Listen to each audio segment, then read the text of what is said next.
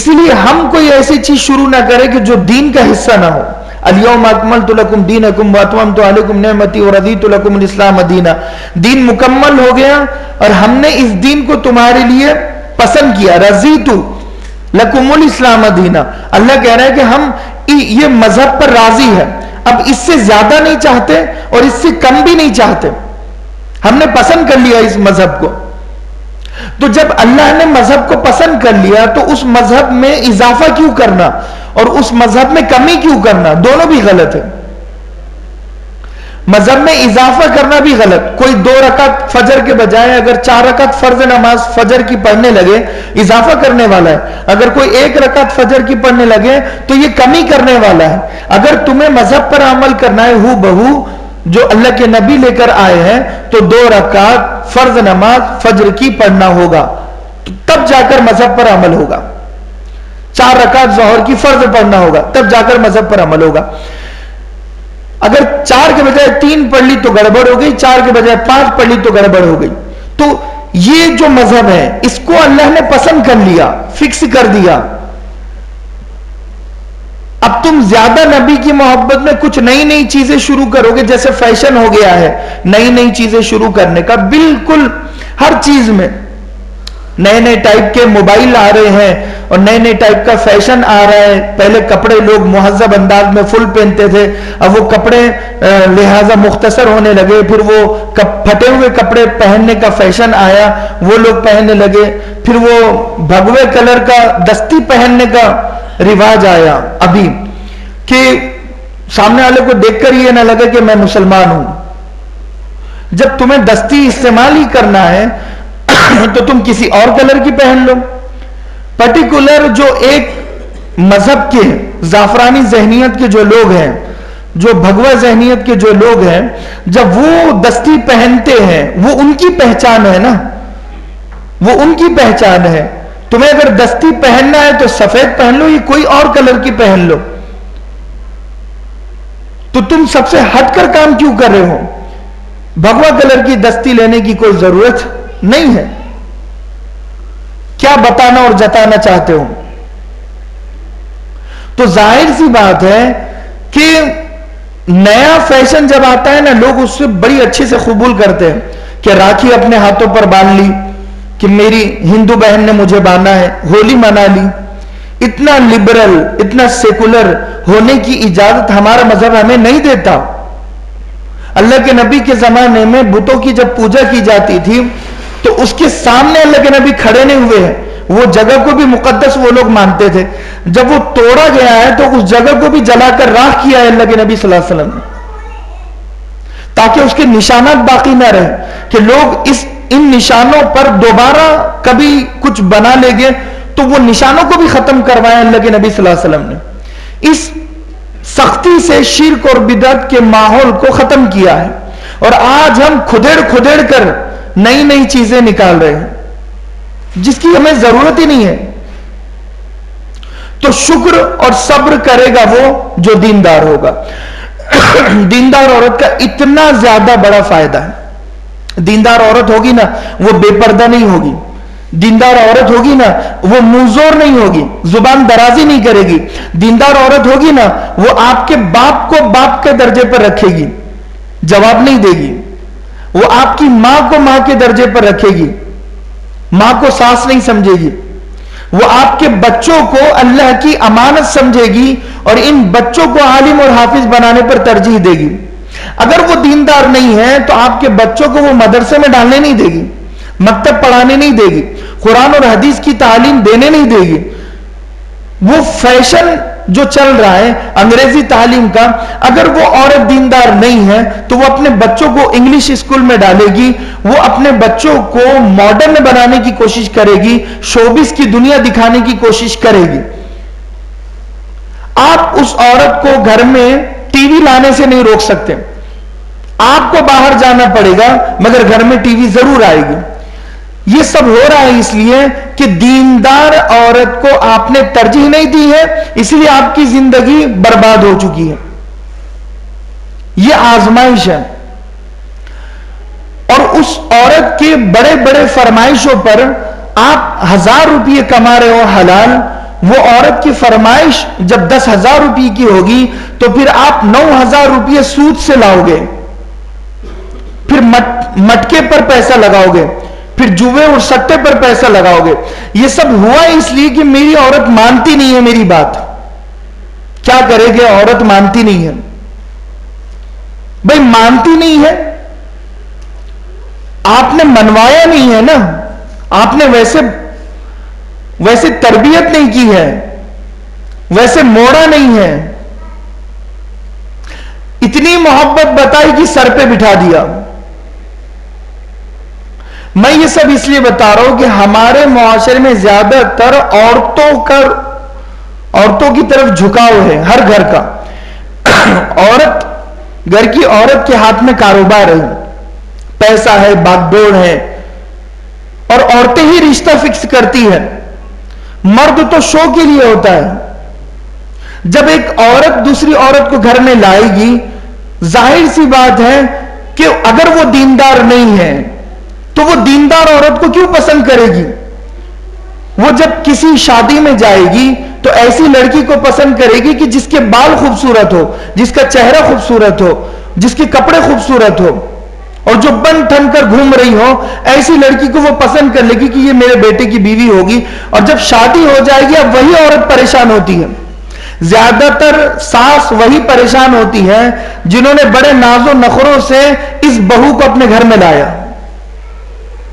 تمہیں کس نے کہا تھا کہ تم ایسی بہو کو گھر میں لاؤ جو گھر کا ماحول دوزخ کا بنا دے، عذاب کا بنا دے؟ تمہیں گن کی نوک پر شادی نہیں کرائی گئی تھی تمہاری بیٹے کی اس کے ساتھ میں، اپنی مرضی سے تم نے اپنے بیٹے کی شادی کی ہے تو اب بھگتو. جب تمہیں مرضی مذہب بتا رہا تھا کہ تم دینداری کو ترجیح دو تو تم نے مذہب کو تو ایزی لے لیا. اب پھر روتے پیٹتے کیوں تعویذات لیتے پھر رہے ہو؟ کیوں پانی، کتنے ہی پانی پڑھ کر پھونک لو. اگر وہ دینداری کو دیکھ کر نہیں لائی گئی ہے گھر میں، بہو اسے نہیں بنایا گیا ہے، تو کتنے ہی تعویذ اس پر کر لو، کتنا ہی پانی پڑھ کر پھونک لو، وہ فائدہ نہیں ہوگا، عمل نہیں ہوگا. جب سوچنے کا موقع تھا جب تو سوچا نہیں ہے. علماء چلا رہے ہیں، دیندار لوگ چلا رہے ہیں. ارے دیندار لڑکیاں گھروں میں بیٹھی ہوئی ہیں، ان کی عمریں بڑھ رہی ہے، صرف اس لیے کہ وہ دیندار ہے کوئی انہیں اپنانا نہیں چاہتا کہ وہ پردہ کرے گی، میرے دوسرے بیٹے کے سامنے نہیں نکلے گی، میرے جیٹ کے سامنے نہیں نکلے گی، نندوئی کے سامنے نہیں نکلے گی. اور اگر کوئی عورت پردہ کرنا بھی چاہتی ہے نا تو گھر کے لوگ اسے ایسی نظروں سے دیکھتے ہیں کہ جیسا ایک اسرائیلی ایک فلسطین کو دیکھتا ہے کہ دشمن ہو یہ. ارے بھائی اللہ کے بندو، وہ اپنے چار دیواری میں مذہب پر عمل کرنا چاہتی ہے، وہ بیچاری، اس کو عمل کیوں نہیں کرنے دیا جا رہا؟ اس لیے کہ تم خود دیندار نہیں ہو. اگر شوہر دیندار ہوگا نا تو وہ عورت کے پردے پر خوش ہوگا، عورت کے برقع پہننے پر خوش ہوگا اگر دیندار ہوگا. اگر شوہر دیندار نہیں ہوگا نا تو وہی شوہر اس عورت کے پردہ کرنے پر غصہ ہوگا، وہی شوہر اسے اپنے دوستوں کے سامنے نکالے گا، وہی شوہر اسے نماز نہیں پڑھنے دے گا، وہی شوہر اسے روزہ نہیں رکھنے دے گا. یہ سب کچھ تماشا ہوا کہ تم نے دینداری کو نہیں دیکھا. دینداری کو اگر دیکھ لیتے تو آج معاشرہ تمہارا اچھا ہوتا، گھرانہ اچھا ہوتا، تمہارے بچے عالم حافظ بن جاتے. ہم نے نہیں دیکھا اسی لیے ہم پریشان ہیں. تو یہاں پر فرمایا تزوجوا الودود الولود فإنی مکاثر بکم الامم. تو نکاح میں یہ چیزیں دیکھنا بہت زیادہ ضروری ہے. اور کیا کہا اللہ کے نبی نے کہ میرے بعد 2 جماعتیں ایسی ہوگی کہ جو جنت کی خوشبو بھی سونگھ نہیں سکے گی. حالانکہ جنت کی خوشبو ایک روایت کے مطابق 100 سال کی مسافت سے خوشبو جنتی سونگھے گے. 100 साल, एक दिन 50,000 साल का है जन्नत का। फी यौमिन काना मिक़दारु 50,000 सना, 50,000 साल का एक दिन। और 100 साल या 500 साल, दूसरी रिवायत के मुताबिक 500 साल की मसाफत से जन्नत की खुशबू आएगी। तो आप सोचिए कि एक दिन 50,000 साल का है, तो 100 साल का फासला और 500 साल का फासला कितना होगा, यानी इतनी दूर से जन्नत की खुशबू आएगी, जन्नत की महक आएगी। वो लोग कितने बदकिस्मत हैं कि जो इतनी दूर से आने वाली खुशबू को भी सूंघ नहीं सकेंगे, जाना दूर की बात है। दो जमात है, एक वो जमात जो अल्लाह के नबी ने फरमाया कि गाय की दुम की तरह उनके हाथों में कोड़े हो गए, जितनी मोटी गाय की दुम होती है उतने मोटे उनके हाथ में कोड़े हो गए, और वो उन कोड़ों से लोगों पर जुल्म कर रहे होंगे, यानी जालिम होगी पहली जमात, जो कोड़ों के जरिए से जुल्म करेगी, लोगों को मारेगी। और दूसरी जमात वो होगी, वो औरतें कि जो कि लिबास पहनने के बावजूद उनका जिस्म नजर आएगा, बरहना होगी, कपड़े पहनने के बावजूद बेलिबास होगी, कपड़े पहनने के बावजूद। दो वजह है इसमें। पहली वजह यह है कि कपड़ा इतना फिट होगा, उलमा ने लिखा है कि इतना फिट और चुस्त होगा कि जिस्म के खद्दोखाल नजर आएंगे। आज वो फैशन है फिट कपड़े पहनने का, बुर्खे फिट पहनने का फैशन है। अल्लाह के नबी सल्लल्लाहु अलैहि वसल्लम ने फरमाया, देखो वला युबदीन ज़ीनतहुन्ना, कुरान मजीद की आयत है कि उनकी ज़ेबो ज़ीनत उजागर नहीं होती है, किसी को पता नहीं चलता वो कितनी खूबसूरत है। इतनी मोटी चादर सहाबियात अपने जिस्म पर ले लिया करती थी, सरों पर ले लिया करती थी कि पता नहीं चलता था कि मां कौन है, बेटी कौन है। इतनी मोटी चादर, पूरा बदन अपना छुपाया करते थे, रास्ते से जाते हुए घर के अंदर तक। अपने महरम यानी अपने मां बाप के सामने भी अपने सर को खुला नहीं रखा है। यह तालीमात थी इस्लाम की। आज यह हो चुका है कि कोई मोटा कपड़ा पहनने के लिए तैयार नहीं है। सब चाहते हैं कि बारीक कपड़ा हो और फिट कपड़ा हो।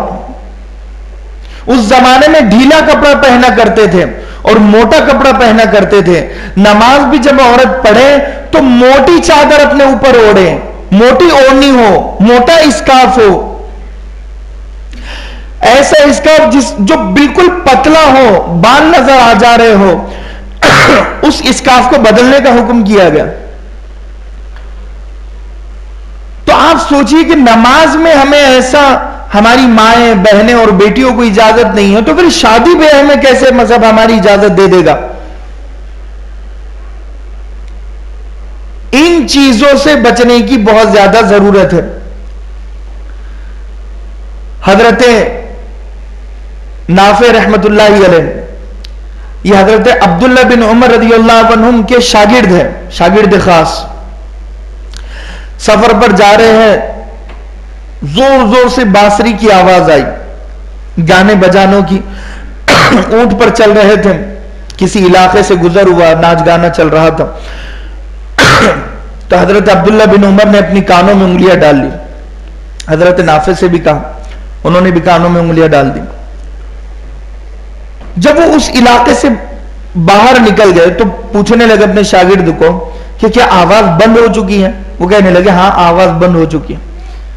कहा, मैं अल्लाह के नबी के साथ सफर पर था, ऐसे ही इलाके से हमारा गुजर हुआ तो अल्लाह के नबी सल्लल्लाहु अलैहि वसल्लम ने फौरन अपने कानों में उंगलियां डाल दी थी और मुझे भी हुक्म दिया, मैंने भी अपने कानों में उंगलियां डाल दी थी।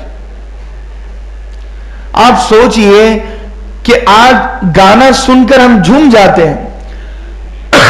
अल्लाह के नबी का अमल, सहाबा का अमल, कि गाना जब बज रहा है तो कानों में उंगलियां डाल ली है कि कानों में भी ना पड़े। बिना कस्द, बगैर इरादे के کہیں سفر پر جا رہے ہیں گانا بج رہا ہے تو وہ آپ کے اختیار میں نہیں ہے، یعنی آپ اسے بند نہیں کروا سکتے، تو وہ ایک الگ مجبوری ہے. لیکن اس موقع پر بھی اللہ کے نبی صلی اللہ علیہ وسلم نے کانوں میں انگلیاں ڈال کر یہ عمل بتایا امت کو کہ گانا اتنی بری چیز ہے. اور شادیوں کے موقع پر دوسری چیز شراب نوشی، شراب پینا. انما الخمر والمیسر والانصاب والازلام رجس من عمل الشیطان فاجتنبوه لعلکم تفلحون. کیا فرمایا؟ اے بیٹا وہ دونوں آگے آ جاؤ. ایسا لگ رہا ہے کہ ہم ادھر بیٹھے ہوئے ہیں، تم ادھر دیکھ رہے ہو نا. کہ یا ایھا الذین آمنوا، اے ایمان والو، انما الخمر، یقیناً شراب، والمیسر اور جوا، والانصاب اور بتوں کو پوجنا، ان کی مورتی بنانا، ان کو راضی کرنے کے لیے جانور ذبح کرنا، رجس من عمل الشیطان، یہ سب شیطانی عمل ہے. فاجتنبوہ، تو تم ان تمام چیزوں سے بچو، لعلکم تفلحون، شاید کہ تم کامیاب ہو جاؤ. اگر میں کامیاب ہونا چاہتا ہوں نا اس دنیا میں تو مجھے شراب سے بچنا ہوگا، حرام ہے. حرمت علیکم المیتۃ والدم ولحم الخنزیر وما اہل لغیر اللہ بہ والمنخرقۃ والموقوذۃ والمتردیۃ والنطیحۃ وما اکل السبع الا ما ذکیتم وما ذبح علی النصب وان تستقسموا بالازلام ذالکم فسق. اتنا لمبا چوڑا ہمیں گنوایا ہے قرآن کی آیت میں. مردار حرام ہے، بتوں پر پوجے جانے والا حرام ہے، غلط نیت سے دینے والا حرام ہے. وَأَن تَسْتَقْسِمُوا بِالْأَزْلَامِ، اور کہا کہ تیروں کے ذریعے سے جو قرآن اندازی ڈالی جاتی ہے وہ بھی حرام ہے. وہ ایک قسم کا جوا تھا. اس زمانے میں جوا کھیلا کرتے تھے، تیر ہوتے تھے، وہ تیروں پر نام لکھا کرتے تھے. اگر کہیں جانا ہوتا سفر پر، اس شہر کا نام لکھا اور اس تیر کو ایک تھیلے میں ڈالا اور تھیلے میں ڈال کر اسے ہلایا اور اسے پھینکا. اس کے بعد جو تیر وہ تھیلے سے باہر آ جاتا تھا تو اس کو سمجھتے تھے وہ تیر پر جو لکھا ہوا ہوتا تھا وہ کرتے تھے. مثال کے طور پر جانا ہے یا نہیں جانا، وہ طے ہوا لکھا ہوا ہوتا تھا تیر پر. ایسے ہی کوئی اونٹ ذبح کر دیا مشترکہ، اس کا گوشت تقسیم کرنے کا مسئلہ ہوتا تھا تو تیر پر حصے لکھ دیے اور اس کو تھیلے میں ڈال دیا اور اسے پھینکا. اس میں سے جو تیر باہر آیا، جس کے نام کا جتنا حصہ لکھا ہوا ہوتا اتنا اس کو دیا جاتا. کسی کے نام پر نہیں لکھا ہوا ہوتا تو وہ حصہ اسے دیا ہی نہیں جاتا. ایک طرح کا جوا، یعنی گیم. آج کے زمانے میں ہوتا ہے نا کہ جیسے چٹھیاں بچے لیتے ہیں، 8 آنے کی 1 روپے کی چٹھی ہوتی ہے کہ اس میں پیسے بھی اٹھتے ہیں، نوٹ بھی اٹھتے ہیں، اٹھے تو اٹھے نہیں تو نہیں اٹھا. یہ ایک قسم کے جوے کی عادت ڈالنا ہے. آج کے زمانے میں گیم بھی آ رہے ہیں، جیسے رمی گیم ہے جو موبائل کا آ رہا ہے، بچے کھیل رہے ہیں اور پیسے جیت رہے ہیں. پہلے وہ تو گیم ہی حرام ہے، وقت کا ضائع کرنا. دوسرا یہ کہ وہ ایک طرح کا تم نے کیٹیگریز والا جو گیم ہے، ایکشن گیم نہیں ہے، وہ جوا اور سٹے والا گیم ہے. تو تم نے گیمز میں بھی وہ گیمز کو چنا جو گیم حرام ہے بالکل سری کھلے طور پر، اور اس سے حاصل ہونے والا پیسہ حلال کیسے ہو جائے گا؟ وہ تو حرام ہی پیسہ ہے. چاہے 2000 جیتو، 2 کروڑ جیتو. پتے کے گیم بچے کھیل رہے ہیں اور جوے کے گیم بچے کھیل رہے ہیں، کیرم کے گیم بچے کھیل رہے ہیں اپنے موبائلوں میں.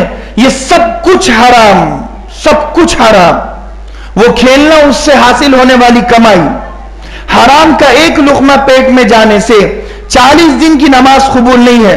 40 دن زمین بد دعا کرتی ہے، 40 دن آسمان بد دعا کرتا ہے. کس قدر سخت محرومی کی بات ہے.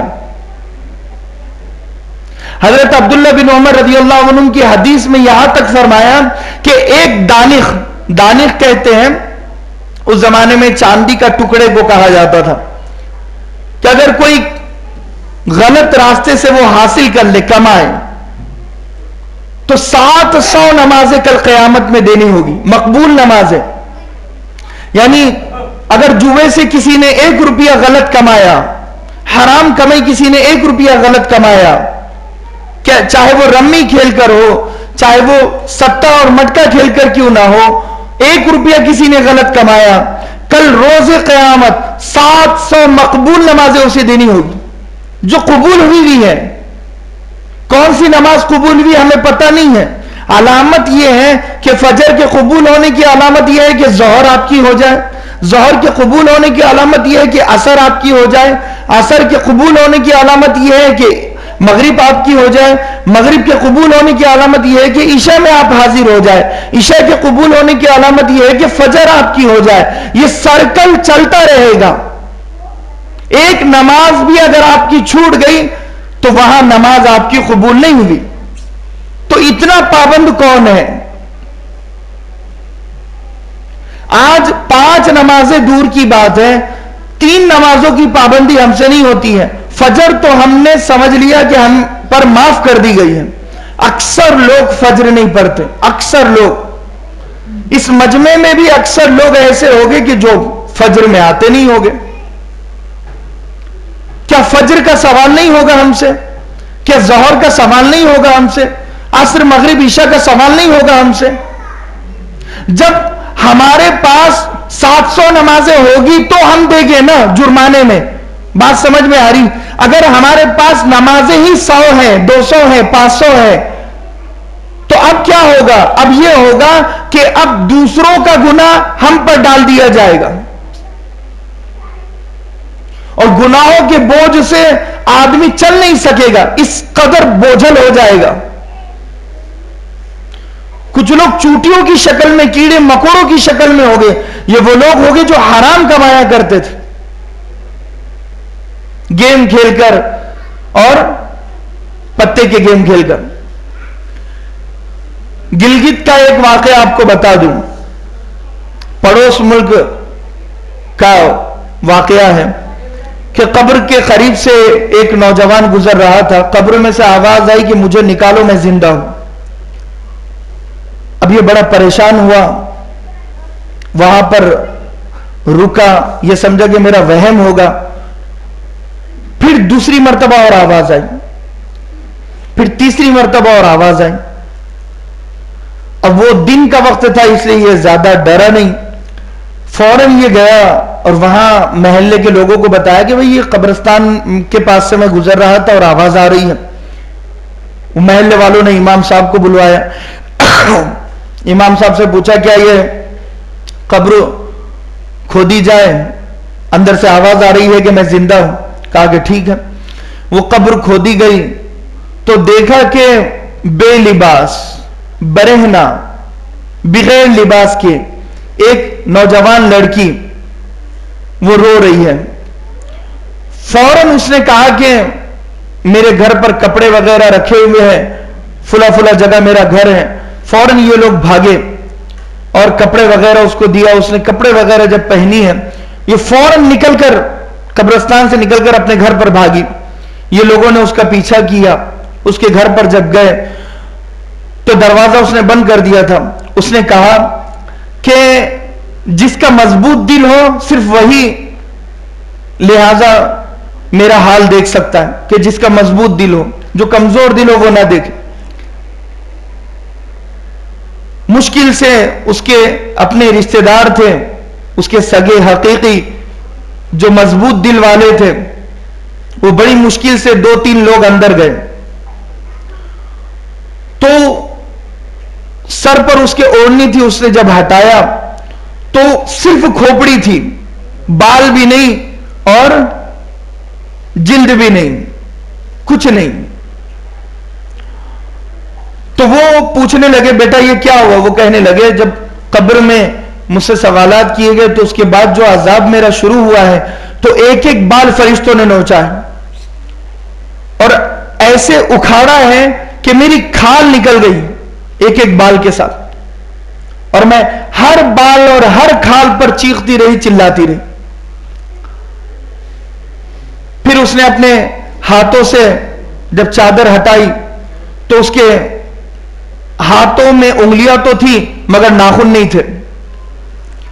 وہ پوچھنے لگے تو وہ کہنے لگی کہ میرے ناخنوں کو اکھاڑا گیا، ایک ایک ناخن کو لوہے کا ایک گرز ہتھیار ہوتا ہے، اس کو پکڑ کر میرے ناخنوں کو کھینچا گیا، اور میں چیخ رہی تھی، چلا رہی تھی۔ پھر اس نے اپنے منہ سے جب پردہ ہٹایا تو صرف دانت نظر آئے، ہونٹ غائب۔ وہ کہنے لگی ایک قینچی ان کے پاس تھی، اس سے میرے ہونٹوں کو کاٹا گیا۔ یہ پوچھنے لگے بیٹا عذاب تم پر کیوں ہوا؟ وہ کہنے لگی کہ سر کو بے پردہ میں کر دیا کرتی تھی، بے حجابانہ نکل جایا کرتی تھی کہ غیر مرد میرے بالوں پر نظر رکھتے تھے اور میں نے بالوں کا پردہ نہیں کیا۔ ہونٹوں کو سجا کر لپسٹک لگا کر میں شادی بیاہ و تقریبات میں گھوما کرتی تھی اور میں نے پردہ نہیں کیا۔ ناخنوں کو نیل پالش لگا کر میں فیشن کے طور پر تیار ہو کر نکلتی، اور ان ناخنوں پر اجنبی مردوں کی جب نظر پڑتی، اسی لیے بے پردہ ہونے کی وجہ سے مجھے یہ عذاب ہوا۔ اور ایک زوردار اس نے چیخ ماری اور وہیں پر اس کا انتقال ہو گیا۔ اور یہ سچا پکا واقعہ ہے۔ کبھی کبھی اللہ عبرت کے لیے کچھ ظاہر کر دیتا ہے اور کھول دیتا ہے اور بتا دیتا ہے تاکہ تم عبرت حاصل کرو۔ فرعون کی لاش اب تک باقی کیوں ہے؟ عبرت کے لیے ہے کہ کوئی غرور اور تکبر نہ کرے، کوئی حکومت کے نشے میں چور چور نہ ہو۔ قوم عاد، قوم سمود کے نشانات کیوں باقی ہے؟ تاکہ عبرت لے پیچھے سے آنے والے۔ قوم لوط کے نشانات کیوں باقی ہے؟ تاکہ عبرت حاصل کرے پیچھے سے آنے والے۔ یہ عبرت کے لیے ہے ہماری ساری چیزیں۔ اگر آج ہم پھر بھی کانوں میں ہیڈ فون ڈال کر، آنکھوں میں گوگل پہن کر اگر ہم سمجھ رہے ہیں کہ کوئی ہمیں دیکھ نہیں رہا، سن نہیں رہا، ہماری سب سے بڑی غلط فہمی ہے۔ ہر مومنٹ پر ہماری نظر ہے، اللہ ہمیں دیکھ رہا ہے۔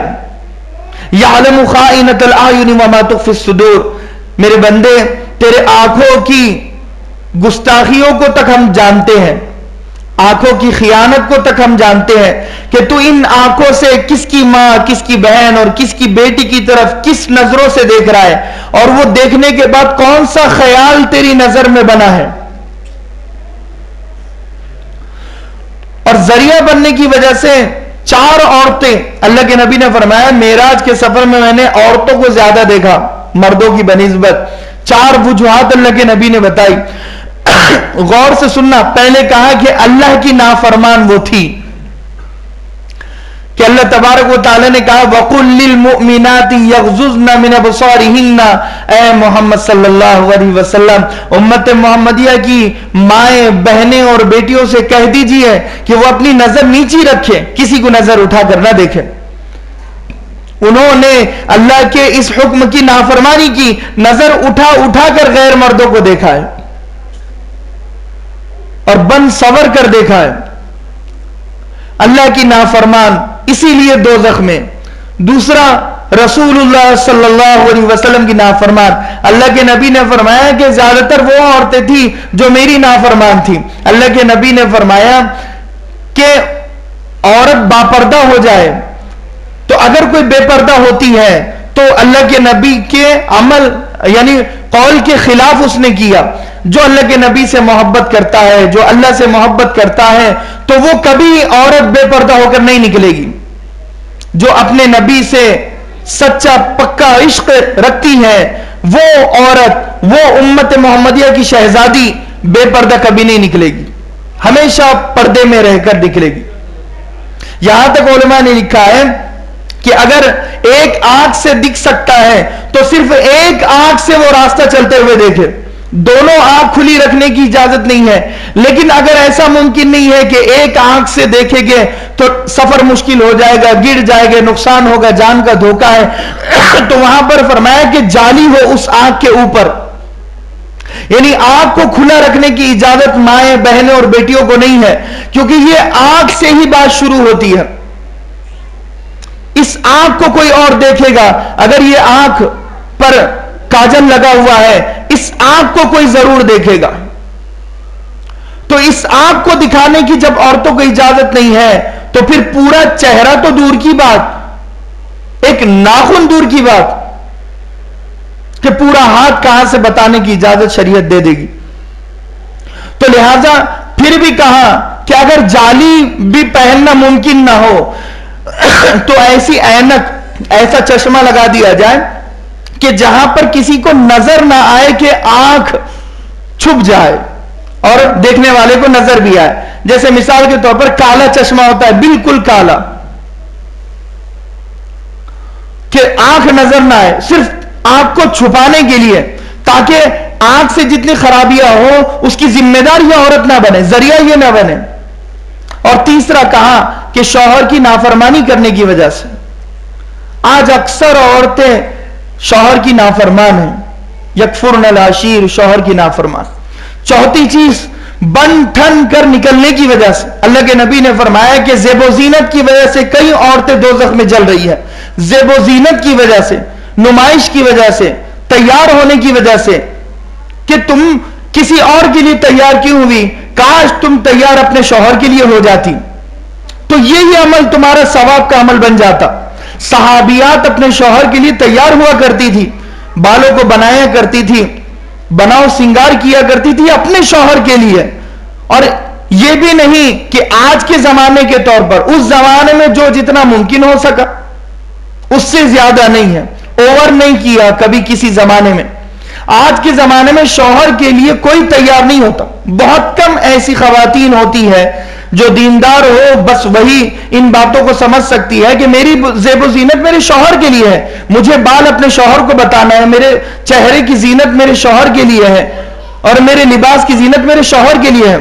ہن لباس لکم وانتم لباس لہن، تم دونوں ایک دوسرے کے لیے لباس ہو. اور یہی چیزیں شوہر پر بھی لاگو ہوتی ہے کہ شوہر اپنی نظر نیچی رکھے، شوہر زیب و زینت سے نکلے تو صرف اپنی بیوی کے سامنے.